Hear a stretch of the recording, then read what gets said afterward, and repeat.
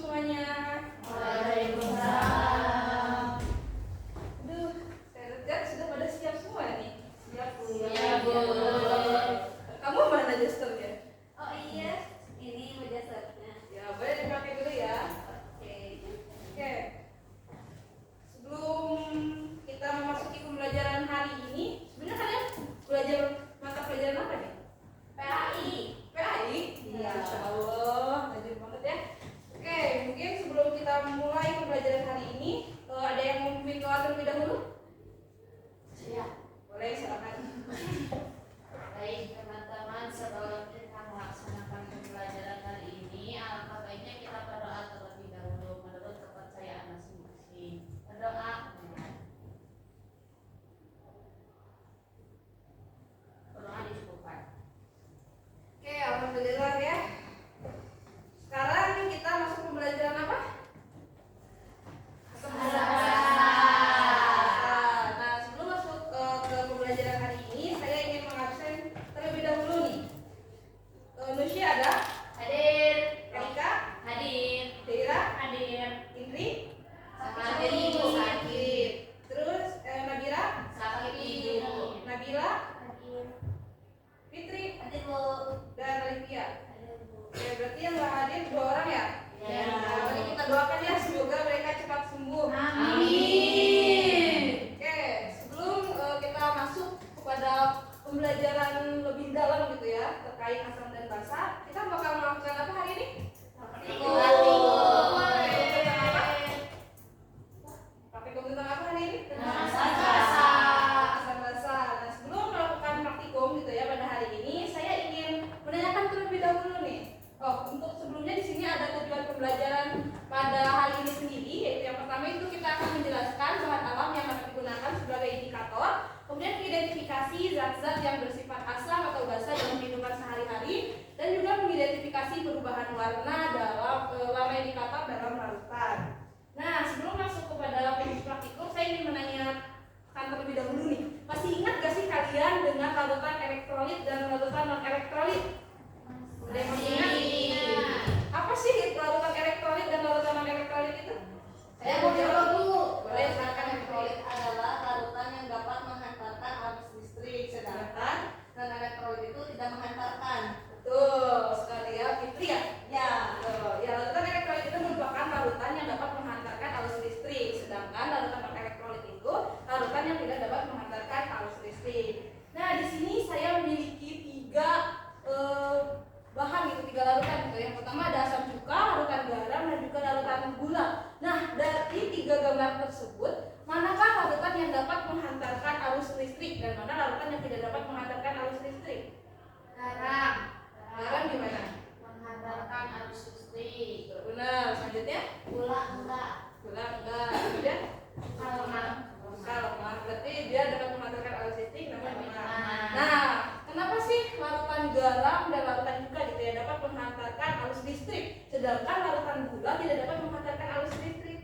Karena ada ion-ion di dalam larutan tersebut. Adalah ion. Jadi ketika dilarutkan ke dalam air, Dia akan ionisasi.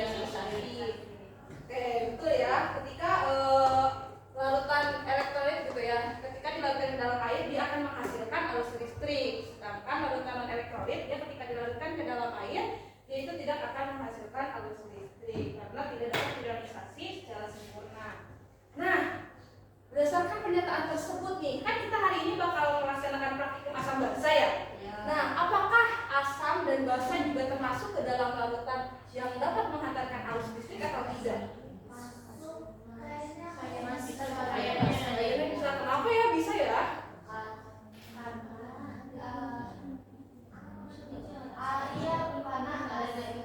Boleh salah satu orang aja ya. Siapa yang mau jawab ayo angkat tangan. Oke, siapa Alicia ya? Boleh silakan. Sebelumnya kita udah belajar tentang pengertian asam basa ya. Ya, selanjutnya.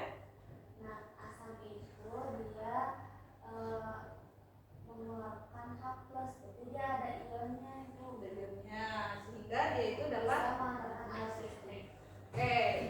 Nah, ini ya terkait penjelasannya. Larutan asam, basa, dan garam itu merupakan larutan elektrolit karena dapat terionisasi sempurna dalam air dan terlebih menjadi ion-ion bermuatan listrik. Sementara semakin kuat sifat asam basa dan juga garam, maka semakin kuat juga kemampuannya dalam mengalirkan arus listrik. Nah, seperti itu ya. Nah, tadi kan berarti larutan asam dan basa itu dapat menghantarkan arus listrik ya, karena dia itu dapat terrealisasi di dalam air. Nah, apa yang akan terjadi gitu ya ketika ion-ion dalam larutan asam atau basa ini bertemu dengan zat yang memiliki warna alami?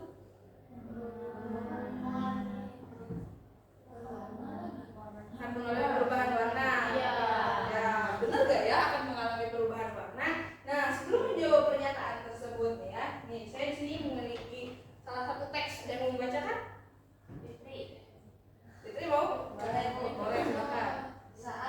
Masih mau Siapa ya? daerah aja. Daerah mau? Boleh, oke, saat membersihkan segala sesuatu yang ada di rumah, entah itu pakaian, toilet, pantai, kaca, dan lain-lain, biasanya kamu mengandalkan produk pembersih khusus dari berbagai merek. Apa yang akan terjadi saat kamu membersihkan kotoran dan keramik menggunakan bahan tersebut? Pasti kotoran dan keramik yang kamu bersihkan menjadi lebih kinclong dan bersih, bukan? Produk pembersih khusus salah satunya pembersih lantai umumnya mengandung jeruk dan jeruk nipis sebagai tambahannya. Jeruk dan jeruk nipis inilah yang berguna dalam membersihkan kotoran pada kotoran atau keramik tersebut. Seperti yang kita ketahui bahwa jeruk dan jeruk nipis tersebut bersifat asam. Sedangkan jika kita teliti, produk pembersih lantai juga mengandung amonia, natrium hidroksida, dan natrium bikarbonat yang bersifat basa. Oke, berarti dari penjelasan tersebut ya, ini itu merupakan larutan pembersih lantai gitu ya. Seperti yang dijelaskan, mungkin kalian pernah menemukan beberapa produk pembersih lantai itu di dalamnya itu biasanya itu ditambahkan jeruk dan juga jeruk nipis gitu ya. Di mana jeruk dan jeruk nipis sendiri itu bersifat asam yang berguna untuk membersihkan kotoran, misalnya untuk lantai ada kotoran itu dapat membersihkan kotoran tersebut. Namun ketika kalian membaca komposisi di belakangnya, kalian akan menemukan bahwa ternyata larutan pembersih lantai itu mengandung amonia, natrium hidroksida, dan natrium bikarbonat yang bersifat basa. Nah, berdasarkan pernyataan tersebut nih, apakah produk pembersih lantai itu bersifat asam, basa, atau bahkan netral gitu ya? Karena kan tadi larutan yang kita bahkan itu ada asamnya juga, ada basanya juga gitu. Apakah ternyata karena ada asam basanya dia bersifat netral? Atau seperti mana? Oh, ayo ada yang mau perkiraan kalian gimana nih perkiraan kalian? Tapi kan bahan utamanya yang buat Apa? yang ada di komposisinya ya, Bu, itu kan komposisinya lebih besar. Itu yang bersifat basa, ini lebih besar. Benar nggak ya? Bersifat basa. Nah, jika benar gitu ya jawaban kalian itu bersifat basa, atau kamu mungkin di sini ada yang menjawab tadi netral gitu ya, benar gak sih bahwa larutan pembersih lantai ini bersifat basa atau bahkan bersifat netral? Nah, bagaimana cara kalian menentukan dan membuktikan bahwa apakah benar gitu ya larutan pembersih lantai ini bersifat asam, basa, atau bahkan netral gitu? Kemudian apakah ada bahan yang mudah, murah, dan dapat ditemukan di kehidupan sehari-hari gitu ya, bisa kalian temui untuk menentukan bahwa larutan tersebut bersifat asam, basa, atau bahkan netral? Ada yang menjawab? Ibu, aku pas SMP pernah pakai kertas lakmus merah sama lakmus biru. Tapi kan lakmus itu harganya lumayan mahal gitu ya. Ada nggak sih yang lebih murah? Ada yang mau jawab lagi? Pakai bunga. Kalian mungkin pernah di dapur gitu ya nemuin, terus ada bahan-bahan yang kalian gunakan, ibu kalian gunakan, ada yang sering membantu ibunya masak? Ada. Oh, ini juga masak ya? Iya. Iya. Nah, kamu pernah gak membantu ibu kamu gitu yang masak gitu, terus kamu melihat ada bumbu yang ketika kena tangan itu warnanya itu nempel, ada gak? Oh, ada. Apa? Kunyit. Kunyit ya. Nah, kunyit itu merupakan salah satu bahan yang mungkin bisa kalian gunakan gitu ya untuk menentukan apakah larutan ini bersifat asam, basa, atau bahkan netral gitu ya. Benar gak sih yang bisa digunakan? Kalau pedas bisa nggak? Pedas bisa, ketika kalian pakai itu bisa nempel gak warnanya? Dia punya warna alami nggak? Oh, jadi yang harus mengandung warna ya. Ya, dia tuh harus memiliki pigmen alami gitu ya di Kalau dalam cabai itu cabai.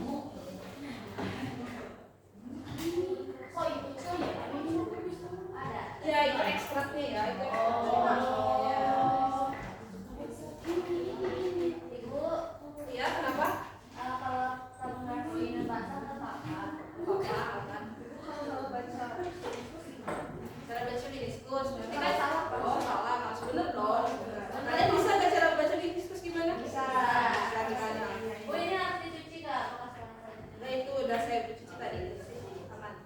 Ini ayam kita mulai. Oh ini botolnya ini udah 2 mili yang Boleh tuangkan aja nanti ya. Oke. Coba ada lagunya yang tadi kalian boleh ini kan masuk. ini udah keluar. Oh Kenapa? ini buat cuka mana cuka? Ini coba. Boleh pakai kayak Jadi masukinnya yang mana dulu ibu? Apa?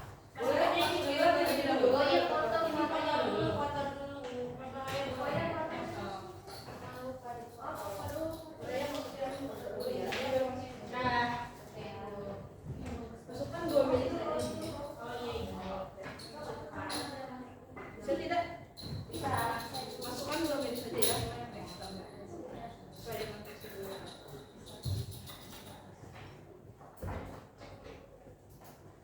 Ayo balap, potong dua ayo balap. Mau tapi tuh bukan balap. Bangga ya? Sesuai dulu nih. Cuma comannya masih ada. Aduk dulu ya.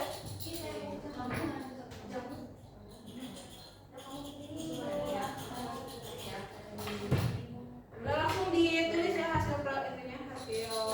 Siapa yang mau nulis? Tulis aja. Ada tulisannya, aduk dulu. Orangnya Dulu ya.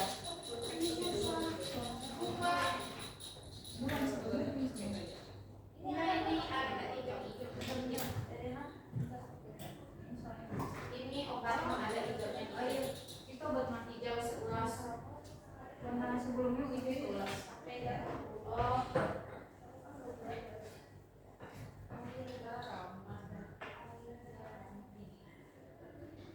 Terus apa lagi? Apa deh? Ini garam. Dua mili ibu. Ya.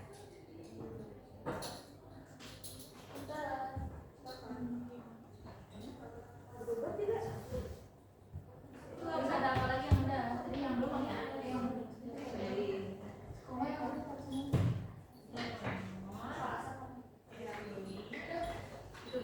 Ibu kalau ini warna kalau asam warnanya pakai dari apa? Ini jadi apa ya? Coba kalian cek terlebih dahulu. Tadi udah dijelasin. Di situ ada, tadi tuh dijelasin kalau jeruk itu sifat apa? Di situ ada larutan apa? Yang hampir mirip Indonesia. itu apa tadi? Lemon ya? Mana Nah, coba uji dulu lemon. Dia ketika ditambahkan itu berubah warna jadi apa? Ya apa? jadi Oh, ini ini piring. berarti asam kuning. Udah berubah apa namanya? Udah ini obat mah. Itu warna pink. Tadi sebelumnya warna apa? Dulu di atas warna. Air sabun. Air sabun ya. Ini ada warna.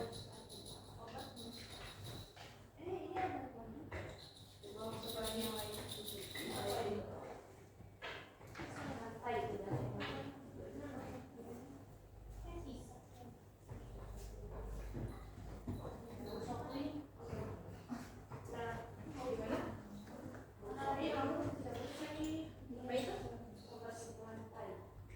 Bau.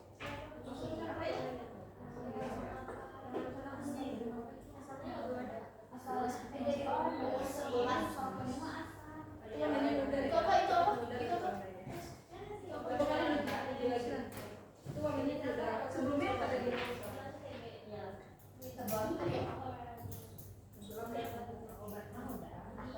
Wow.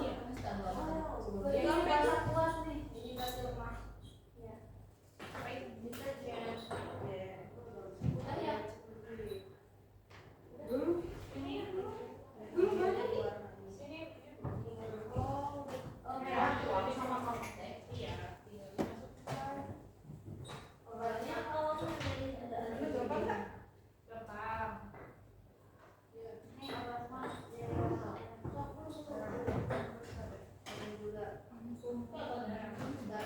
Bukan obat mah. Sebelumnya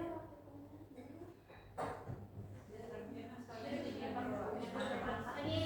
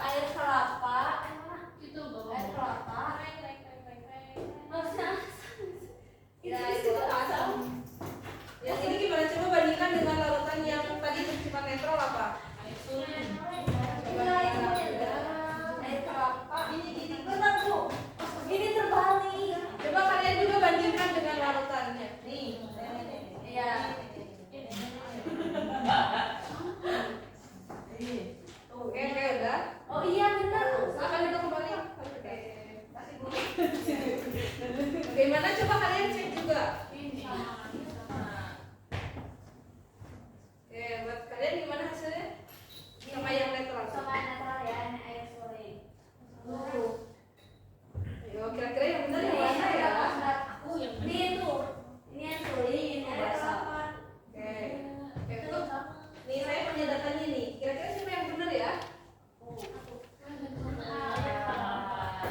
Berwarna apa? Sifat apa? Yeay. Mungkin itu tadi ada kesalahan dalam penambahan ininya nanti ya. Oke, saya ingin menanya nih kepada setiap kelompok nih, gimana hasil dari praktikum kalian tadi? Bagaimana hubungan antara perubahan warna dengan sifat asam basa suatu larutan? Kelompok satu terlebih dahulu, silakan. Semakin kuat intensitas warnanya maka larutan semakin basah. Semakin turun intensitas. Warna-warna yang dihasilkannya gimana? Semakin pekat kalau basah. Ya. Kalau asam semakin memudar. Warnanya gimana? Warnanya kalau misalnya kita menggunakan indikator kunyit, jadinya warna merah. Itu menunjukkan sifat basah. Sedangkan kalau misalkan menunjukkan warna kuning itu asam. Tapi kalau kunyit luas netral. Kalau netral gimana? Ayo. Kalau netral? Kuning. Tapi kalau misalnya kuning seulas Ya. asam. Sedangkan kalau basah? Merah. Tiga atau merah. Merah. Untuk kelompok ini gimana tadi hasilnya? Hubungan antara perubahan warna dengan sifat asam basa gimana? Kalau misalnya berubah warna jadi warna merah, Ya. itu berarti sifatnya asam. Kalau Ya. misalnya berubahnya jadi warna biru atau hijau, itu Ya. sifatnya basah. Kalau misalnya yang netral tetap ungu. Tadi ada perbedaannya ya? Ada. Lebih beragam yang mana coba kira-kira warnanya? Yang itu. Iya. Oke. Ini mungkin ya tadi untuk kubis ungu sendiri benar gitu ya, yang dimana ketika kubis ungu dimasukkan ke dalam larutan yang bersifat asam, dia ini akan berubah menjadi warna merah atau merah muda gitu, yang menunjukkan bahwa larutan tersebut bersifat apa kelompok dua? Asam. Sedangkan ketika larutan kubis ungu dimasukkan ke dalam larutan yang bersifat basah, dia akan berubah warna menjadi hijau. Nah, bahkan hingga sampai kuning gitu ya, jika basahnya itu sangat tinggi, dia itu akan berubah menjadi kuning. Nah, sedangkan untuk kunyit tadi, berdasarkan hasil percobaan, ketika kunyit itu dicampurkan ke dalam larutan yang bersifat asam, dia itu akan berubah menjadi kuning. Dan sedangkan ketika dimasukkan ke dalam larutan yang bersifat basah, dia akan berubah menjadi merah. Nah, jadi balik lagi nih ke pertanyaan yang tadi. Apa hubungan antara ion-ion di dalam asam dan basa dengan perubahan warna yang terjadi setelah ditambahkan dengan indikator alami gitu ya? Kalau tadi kan Ion-ionnya bagaimana? bereaksi Ya, tidak menyebabkan perubahan warna. ya misalnya ion dari asam sendiri apa? Ketika dia berinteraksi dengan indikator alami, dia akan berubah warna menjadi? Kalau indikator alami kunyit menjadi kuning. Kalau yang ini kubis ungu? Merah. Kemudian yang lainnya? Kalau ionnya oxamin berarti basah, dia berubahnya jadi merah. Nah, kalau yang kubis ungu? Berubah menjadi hijau atau biru bahkan kuning. Ya, betul ya. Nah, ini jadi apa yang akan terjadi gitu ya ketika ion-ion dalam larutan asam dan basa itu bertemu dengan zat memiliki warna alami. Nah, ketika ion asam dan basa itu bertemu gitu ya dengan zat yang berwarna alami seperti kunyit dan kol ungu, akan terjadi interaksi antara ion H+ yaitu untuk menunjukkan sifat asam dan OH- gitu ya untuk menunjukkan sifat basa dengan pigmen alami pada indikator gitu ya. Maka yang kunyit sendiri ketika larutannya tersebut dimasukkan, larutan bersifat asam tersebut dimasukkan dengan kunyit, yaitu akan berubah warna menjadi kuning. Sedangkan ketika ditambahkan dengan indikator tersebut dimasukkan ke dalam larutan bersifat basa, dia akan berubah warna menjadi merah. Nah, kalau ungu juga dia itu mungkin tadi warnanya cukup beragam gitu ya, kubis ungu itu yang dimana dia itu mengandung pigmen antosianin gitu, yang dimana pigmen ini akan merubah larutan yang bersifat asam itu ketika dimasukkan ke dalam pemasukan kubis ungu itu dia akan berubah menjadi warna merah. Sedangkan ketika dimasukkan ke dalam basa dia akan berubah menjadi hijau atau basah gitu ya. Nah, jadi apa sih kesimpulannya? Ada